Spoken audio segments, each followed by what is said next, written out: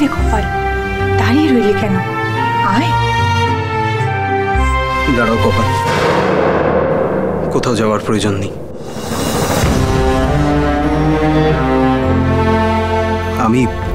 আমি জানি আমার ও আমার পরিবারের বিরুদ্ধে আপনার অনেক অভিযোগ, সে সব কিছু আমি নিশ্চয় শুনব।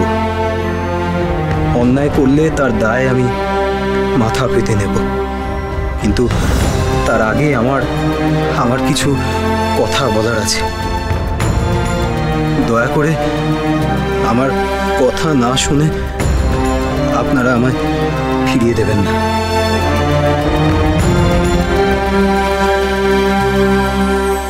কপাল, কপাল যেও না, শোনো। কপাল, কপাল দাঁড়া। কপাল, কপাল কোথায় যাচ্ছ? কপাল, কপাল তুই যাস না ভাই।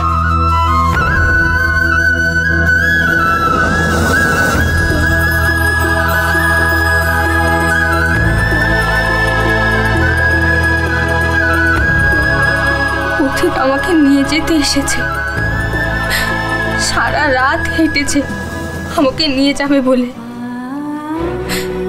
আমি এখন কি করব ঠাকুর? তবু আমার কেন মনে হচ্ছে না যে পথিক আমাকে ভালোবাসে। আমাকে এই দৃশ্য কেন দেখতে হলো?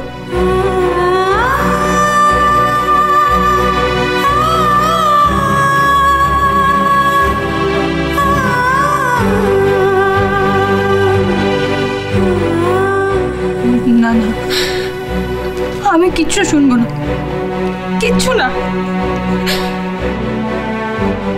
ওই চিঠি যে আমি লিখিনি তা আমি ও বাড়িতে প্রমাণ করে তবেই এখানে এসেছি। শুধু কাগজপত্র দিয়ে ভালোবাসার প্রমাণ হয় না, এ কথা আমায় কপালই শিখিয়েছে। তাই সেসব আমি সঙ্গে করে আনিনি, কিন্তু কপাল চাইলে সেসব প্রমাণ নিজে গিয়ে ও বাড়িতে দেখতে পারে।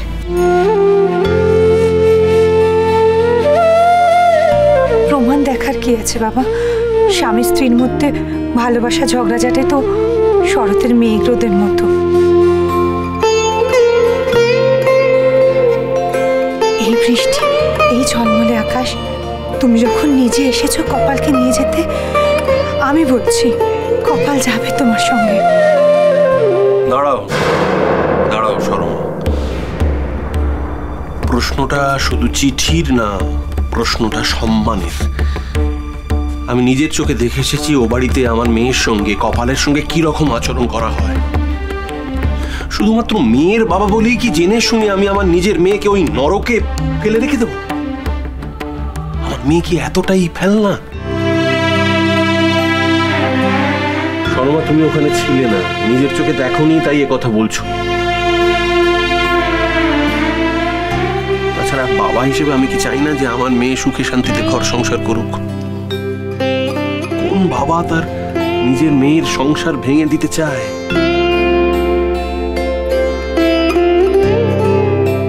আমার মেয়েকে যদি সারা জীবন কষ্টই পেতে হয়, তাহলে এখানেই পাক, আমার চোখের সামনে। আমি জেনে শুনে ও বাড়িতে মরতে ফেলে আসবো? আমি মানছি স্বামী হিসেবে যেভাবে কপালের পাশে আমার থাকা উচিত ছিল সেভাবে আমি থাকতে পারিনি। তবে আমি আপনাদের কথা দিচ্ছি যে এবার থেকে আমি আমার দায়িত্ব যথাযথ পালন করব। আমার ভুল আমি শুধরে নেব। আমি যদি কপালকে ত্যাগ করতেই চাইতাম তাহলে হয়তো এখানে এভাবে ছুটে আসতাম না। আমি আপনাদের কাছে অনুরোধ করছি, শুধু একবার অন্তত আমাকে কপালের সাথে কথা বলতে দিন।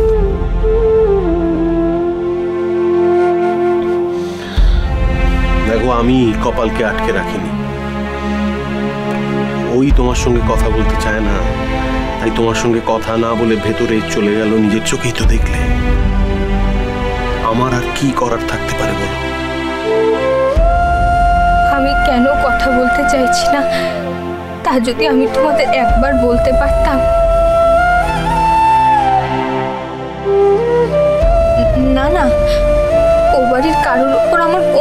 নেই, কিন্তু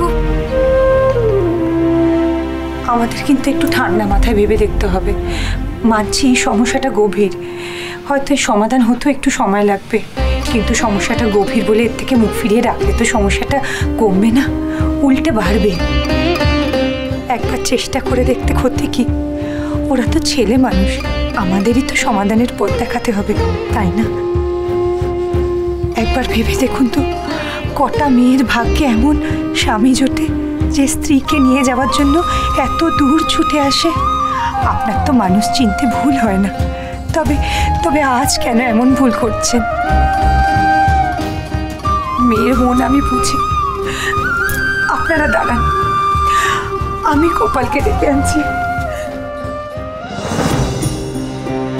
এই রে, মাথা নাচছে, আমাকে পথিকের কাছে নিয়ে যেতে। কি করি এখন? এই মেয়ে, তুই এভাবে মুখ লুকিয়ে বসে আছিস কেন? আচ্ছা তুই কি রে, স্বামী তোর, শ্বশুর বাড়ি তোর, আর তুই এভাবে মুখ লুকিয়ে বসে আছিস? একবারও ভেবে দেখেছিস আজ যদি জামাই চলে যায় তাহলে ওর সাথে যে তোর শেষ বাঁধনটুকুন ছিঁড়ে যাবে? সত্যি কি তোর স্বামীর জন্য একটু মন খারাপ হবে না? আরে এরপরে তো স্বামী মেয়েদের সব, তাকে তুই এভাবে হেলায় হারাস না মা। কত আকুল হয়ে ছুটে এসেছে তোর কাছে, তাকে তুই এভাবে ফিরিয়ে দিবি? তাহলে সেটা তোর মস্ত বড় ভুল হবে। আমরা আজ আছি কাল নেই, এভাবে কাটাতে পারবি একা একা সারাটা জীবন?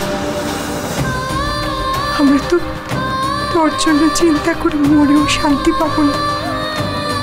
তোর ঠাকুর বাবা তো পুরুষ মানুষ, সে কি করে বুঝবে মেয়ের যন্ত্রণার কথা? আমি বুঝছি।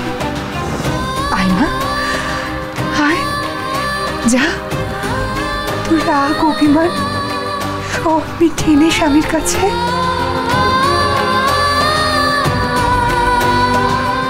কপাল, কপাল বাইরে এসো। কপাল, কপাল। দেখো নবকুমার, আমার কথা আমি তোমাকে জানিয়ে দিয়েছি। আমি কপালকে বাধাও দেব না, আরো যদি যেতে না চায় আমি ওকে জোরও করবো না। আমাকে ক্ষমা করো। ছি ছি, এ আপনি কি বলছেন? ক্ষমা প্রার্থী তো আমি আমি আমি অনুতপ্ত। কপাল, কপাল তুমি একবার বাইরে এসো। কপাল, আমার কথাটা একবার শোনো। কপাল, তুমি তুমি না এলে আমি তাহলে চলেই যাচ্ছি। আমি আর আসবো না, চলে যাচ্ছি।